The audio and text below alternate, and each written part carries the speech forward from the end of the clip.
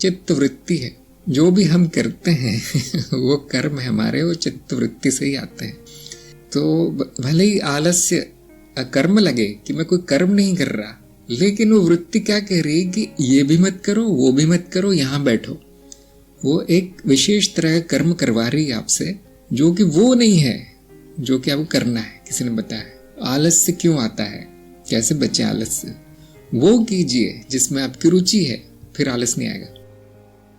ध्यान दीजिए, आप सभी का अनुभव होगा कि हम शायद यदि वो काम करवाया जाए जिसमें कि हमें कोई रुचि नहीं, जिससे कि हमें कोई फायदा नहीं हो रहा है, जिसमें कोई मजा नहीं है, कोई भोग नहीं है, सुख नहीं है, अब नहीं करना चाहते हो, हम नहीं करना चाहते हो। लोग क्या कहते हैं, आलसी हो तुम, करते नहीं हो। लेकिन उसी व्यक्ति को वो काम कर दे दिया जाए जिसके लिए वो पैदा हुआ है, जो उसके प्रारब्ध में लिखा है, जिसमें कि उसका पूरा तन मन धन से वो लग गया।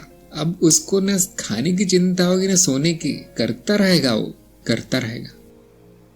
मैं खुद जानता हूं कि अगर मेरे घर वाले मुझे बोलते थे जब बाजार से सब्जी लेके आओ, इतना बोरिंग काम है बाजार से सब सब्जी लाना, नहीं कल जाऊंगा, कल आज के खाएंगे, फिर नहीं शाम को जाऊंगा, नहीं 1 घंटे बाद जाऊंगा। और जो मुझे जिसमें रुचि है वो काम दे दिया जाए, अब भाग कर मैं करता हूँ। अब रात दिन वही करता रहता था मैं। तो ये सभी का अनुभव होगा, जो कार्य आप करने के लिए नहीं बने उसमें आलस आएगा, वो करना ही नहीं है, वो नहीं करना है आपको।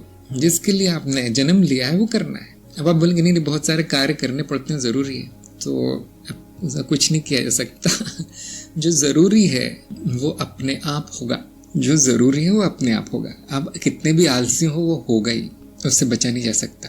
इसलिए आलसी होकर निश्चित रहिए, सब अपने आप होगा। ये जो ज्ञान मार्गी होते हैं बहुत आलसी होते हैं जो व्यक्ति हमें देखता है कि कुछ नहीं करता वो कहेगा आलसी, जबकि हम सब कुछ कर रहे होते हैं, सब कुछ सही चल रहा होता है। अगर वो शांति से चल रहा है तो कौन सी बुरी बात है उसमें। आलस में जिए, मजे से जिए, ऐसा कर्म मत नहीं करे जिसमें कि आपकी आत्मा को कष्ट हो जिसमें कि आपका शरीर दुख भोगे, बिल्कुल मत कीजिए। हम बौद्धिक लोग हैं, ज्ञानी जन बौद्धिक हैं, दूसरों से करवा लीजिए।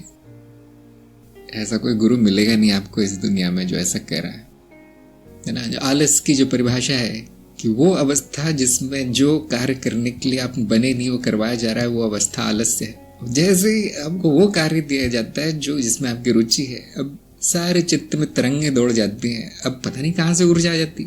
सभी का ये अनुभव होगा।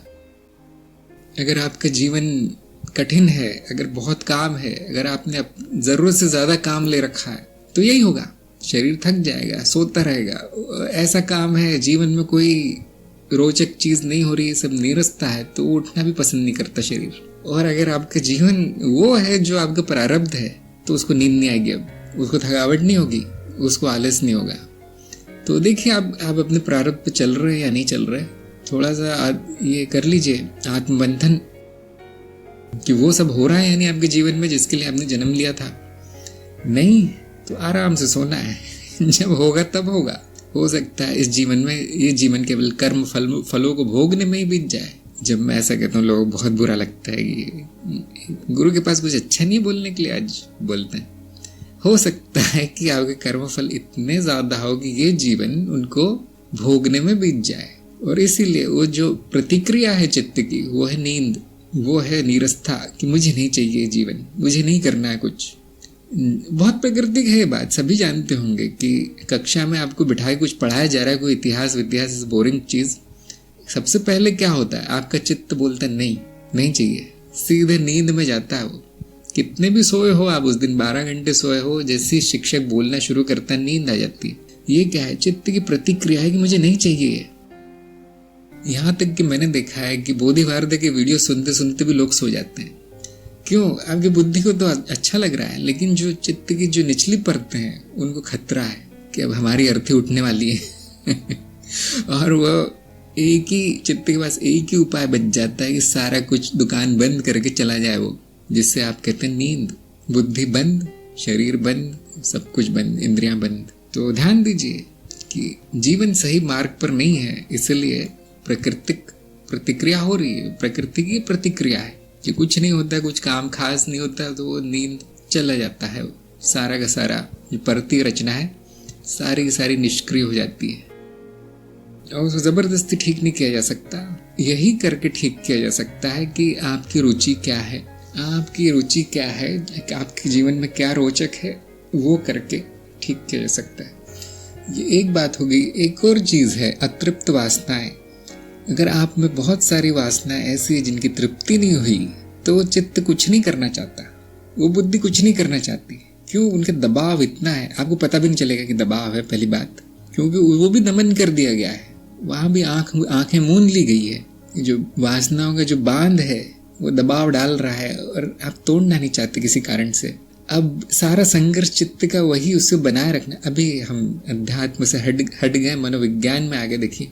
ये मनोविज्ञान का विषय है कि ऐसा क्या चल रहा है वहाँ कि वो नींद में ही रहना चाहता है, आलस में ही रहना चाहता है, ना उसको कोई भी चीज़ में रस नहीं आता जीवन में, कितनी भी अच्छी चीज़ हो, या फिर क्षणिक आता है, थोड़ी देर ही आता है, फिर वापस मरी सी अवस्था में चला जाता है वो। इसका एक बड़ा कारण है अतृप्त इच्छाएं, और कुछ नहीं करना चाहता। क्यों? वो इच्छा इतनी बलशाली है, कुछ और नहीं करने देती, क्योंकि दमन कर रखा है तो वो दिखती भी नहीं है। कौन सी इच्छा है मुझे जिसने मुझे निष्क्रिय कर दिया है? इसको हम कहते हैं डिप्रेशन। जो अवसाद में जो आदमी होता है वो उसके भी यही लक्षण है कि सोता रहता है, उठता नहीं है, कुछ बोलता नहीं किसी से, खाता भी नहीं, पीता भी नहीं, या बहुत ज्यादा खाएगा, बहुत ज्यादा पिएगा। क्यों? वो जो तृप्ति का वो चाहता है कि भोजन से तृप्ति आ जाए, नशे से तृप्ति आ जाए। नशेड़ी हो जाते हैं ऐसे लोग, उनको वही अच्छा लगता है, फिर ये गपशप करने लगते हैं, क्योंकि वो गपशप में थोड़ी देर के लिए भुला दी जाती है वो इच्छाएं। लेकिन क्या वो इलाज है? नहीं, इलाज नहीं। इलाज क्या है फिर? मनोवैज्ञानिक, जैसे आप साइकेट्रिस्ट कहते हैं, पागलों का डॉक्टर हिंदी में कहा जाएगा, शुद्ध हिंदी में, या फिर गुरु। अगर कारण आध्यात्मिक है तो गुरु ठीक कर सकता है, अगर मानसिक शारीरिक कारण है तो फिर नहीं कर सकते हम ठीक।